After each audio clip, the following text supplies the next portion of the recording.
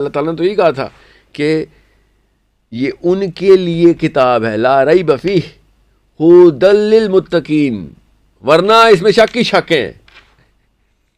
یہ صرف لا ریب فیہ تب ہے جب آپ کے اندر تقویٰ ہے، تو تقویٰ ہے، ورنہ نہیں ہے لا ریب فیہ. اللہ تعالیٰ نے قرآن سے گمراہ جب کرنا ہو تو قرآن سے ہی کر دیتے ہیں. اللہ تعالیٰ نے کہا ہے کہ بس صرف اللہ ہی ہے جو ہدایت پلائے گا، ورنہ یہ گمراہی بھی اللہ ہی کرتے ہیں کہ تو بہت زیادہ تیری بیماری ہے، تو لا تیری بیماری بڑھاؤں میں. اللہ نے خود سورہ بقرہ میں کہا ہے ان کے دل میں بیماری ہے اور میں اس بیماری کو بڑھا رہا ہوں. کہ تم بدنیتی سے آئے ہو میرے پاس، سورہ بقرہ سٹارٹ ہو رہی ہے ان کے دل میں بیماری ہے اور ہم اس بیماری کو بڑھا دیتے ہیں کہ تم ٹیڑھی آنکھ رکھ کے آئے ہو قرآن پہ، شاباش آؤ نا پھر تمہیں بتاتے ہیں. اسی میں گھمائی جاؤ جی وہ آنکھیں پھر ایسے ہی گھومیں گی، وہ ٹیڑھی آنکھیں. تو پھر یہ اتنا آئیں تو پھر دیکھ لیتے ہیں کتنا ایمان بچتا ہے آپ کا، کتنا نہیں. تو فیشن نہیں چلے گا، یا پورے آئیں یا بھاگ جائیں. ایک لوح محفوظ کے وجہ سے بھی ہمیشہ بات ہوتی ہے اس میں کہ وہ کس حد تک انسان کو اپنا اختیار ہے اور کس حد تک جو ہے وہ اللہ تعالیٰ نے اس پہ اختیار تو انسان کو ان چیزوں کا ہے کہ مطلب جس 3 سرکل ہیں. ایک تو آؤٹر سرکل ہے جس کا ہم جیسے ستارے کتنے ہیں تو بیلنس آف دا یونیورس کیا ہے، جس کی وجہ سے میں اور آپ بات کر رہے ہیں اس وقت. اس کے لیے کئی خرب ستارے اپنی اپنی جگہ پہ موجود ہیں، پوزیشن کر کے اس کو ورنہ یہ زمین یہ پورا بیلنس ہے.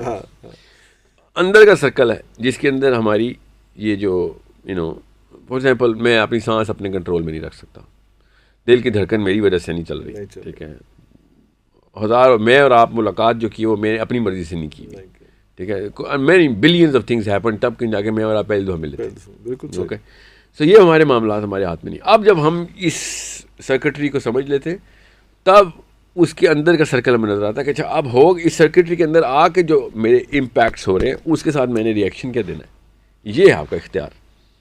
تو یہ 3 رمز ہیں، ایک آؤٹر رم، انر رم اور ایک ان موسٹ. اس کے اندر ایک چھوٹا سا بے اوقاتی سی مخلوق ہوں میں، اور باتیں میری اتنی بڑی ہیں کہ میں قرآن بھی غلط ہے تو کوئی خدا بھی نہیں ہے تو یا پھر میرے بس میں میرے بچے کا فیوچر بھی ہے یا میرا اپنا اگلا دن بھی ہے. یہ بھی دیکھیں کبر ہے میرے اندر کہ اگلا دن بھی میرے بس میں.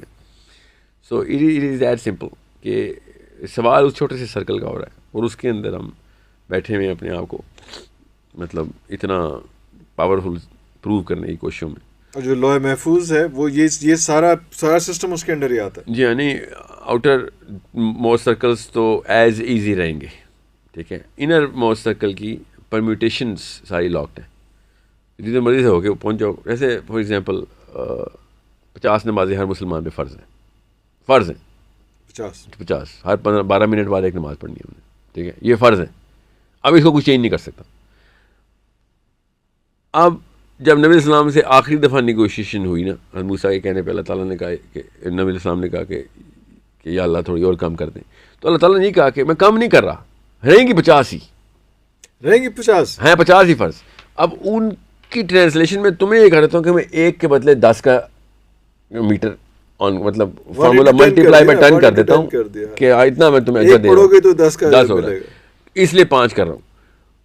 ورنہ میری لوہے قلم نہیں چینج ہو رہی. یہ اللہ تعالیٰ کا ڈائریکٹ ارشاد ہے کہ وہ 50 ہی رہے گی.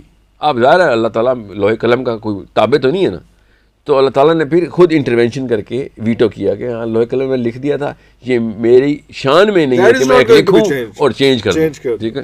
سو آئی ول ری ٹرانسلیٹ اٹ فار یو او محمد صلی اللہ علیہ وسلم، کہ تیرے پیار میں ری ٹرانسلیشن کر رہا ہوں، مگر اللہ کی شان کے خلاف ہے کہ میں ریئیکٹیو ہو جاؤں. ریئیکٹیو تو نہیں، 50 ہی ہیں بس، یہ ہو چکی. سو نماز دیکھیں 50 ہی فرض ہیں ابھی بھی. اب یہ لوہے قلم میں آؤٹر ریم میں 50 نمازیں فرض ہیں ہمارے اوپر. انر ریم میں ٹرانسلیشن کیسے کی جا رہی ہے؟ اور اس میں سے اگر آپ 1 نماز پڑھتے ہیں تو آپ کو 10 نماز. نہیں یہ نہیں دیکھنا آپ نے 1 مس کی تو کتنی مس کرتے ہیں، یہ ہے اصلی طریقہ دیکھنے کا. آپ 10 نمازیں مس کرتے ہیں وہ بھی لوہے قلم کی. سوچیں ذرا بدبختی کی انتہا. یہ نہ سوچیں ہمیں کتنے کا اجر مل رہا ہے، آپ کتنا بڑا نقصان کر رہے ہیں، کتنا لاس ہو رہا ہے. جی ایک چھوٹی سی اس پہ. جی ہاں اٹ از دیٹ. میرے کو استاد کہتے تھے قضا نماز 1 نماز ہے اور اپنی نماز 10 ٹائم پہ پڑھی ہوئی 10 ہیں. وہ یہ اس کے کہتے تھے کہ یہ دیکھ لے، پھر قضا کرے گا تو وہ 10 والا ثواب نہیں ہوگا، وہ 1 والا ہی ہوگا.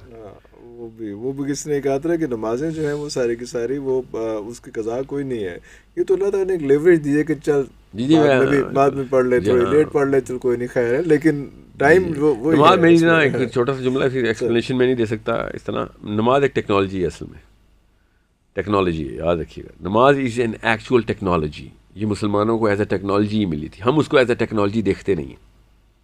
اگر اس کو ٹیکنالوجی دیکھیں گے تو ٹیکنالوجی کے طور پہ استعمال بھی کریں گے, اور پھر دیکھیں ایک single individual and a group کے اندر معاملات کس طریقے سے چینج ہوتے ہیں, مگر ہم نے دیکھنی نہیں ہے ٹیکنالوجی کے طور پہ. It was a gift of اللہ عز و جل. اور جس طرح قرآن پاک جو ہے نا, it is the actual manifestation of the reality of the universe. It is mimicking the reality of the universe right now. Right now, the Quran is doing it right now. We are not looking at it. ہم دیکھتے ہی نہیں ہیں قرآن پاک کو ایسے کہ اتنی طاقت ہے اس کتاب میں. بالکل اس طریقے سے نماز جو تھی ایک مطلب اس a superior technology. It's not like کہ عام سی کوئی ٹیکنالوجی ہے, وہ بھی بڑی چیز ہوتی ہے اگر ہم اس کو دیکھیں, مگر یہ superior technology. We can make a lot of changes in the plant.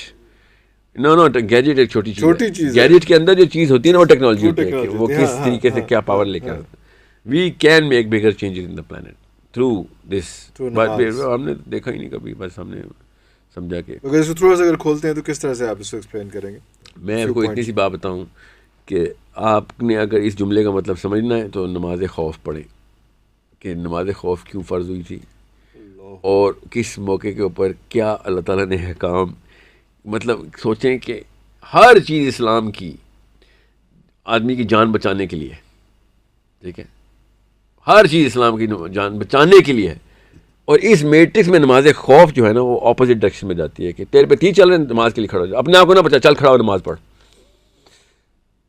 سوچے یہ ہم دیکھ ہی نہیں رہے ہیں نماز کو صحیح اینگل سے. اللہ تعالیٰ ہمیں دکھا رہے ہیں, ہم خود آنکھیں بند کر کے بیٹھے ہیں. یہاں تک کہ جب نبی السلام نے شاہ فرمایا, صحابہ کو سمجھ آ گئی تھی اس کہانی کی ساری. نبی السلام نے شاہ فرمایا کہ دجال جب آئے گا تو پہلا دن 1 سال کا ہوگا, ٹھیک ہے, دوسرا 1 مہینے کا ہوگا. صحابہ نے یہ تو نہیں کہا کہ یا رسول اللہ یہ کیسے, پہلا سوال کیا پوچھا, یا رسول اللہ پھر نماز کا کیا کریں, نماز کا کیا بنے گا, اور اس کے اوپر کیا جواب آیا میرے نبی کا کہ پھر اندازے سے نماز جاری رکھنا, نماز نہ چھوڑ دینا کہ 1 دن ہے تو 5. اس کو 365 سے ملٹیپلائی بائی 5 کرنا, یہ نہ ہو کہ ٹوٹل 5 کر دو. اور وہ 5 نہیں, 1 سال میں 5 نہیں پڑھنی, وہ ٹوٹل 5 نہیں, ہاں اسی طرح سے کرنی کہ یہ ٹیکنالوجی تمہارے ہاتھ میں رہنی چاہیے. ہم دیکھ نہیں رہے اس کو ٹیکنالوجی کو, مطلب ہم سوچ نہیں رہے. صحابہ کو اور کوئی مسئلہ نہیں تھا کہ 1 دن سال کا کیسے ہو جائے گا, تو کیا باقی سسٹم کیا ہے, انہوں نے پوچھا ہے سارا کچھ تفصیل کی ہے. بعد میں سب سے پہلے سر پہلے نیوکلیئر ٹیکنالوجی کا تو مطلب اتنی بڑی پاور آ رہی ہے, اس کی پاور کیا بتائی ہے نبی السلام نے, اور مسلمانوں کی پاور کیا بتائی ہے جی, اور یہ ہم دیکھ ہی نہیں رہے. میں نے آپ سے کہا نا, میں ایک دفعہ بس اپنا نبی پہچان لیا بس, تو پھر اسلام سمجھ آئے گا, اسلام سمجھ آئے گا, پھر پتہ چلے گا سپیریئر سائیکالوجی کیا ہوتی ہے. It is that simple.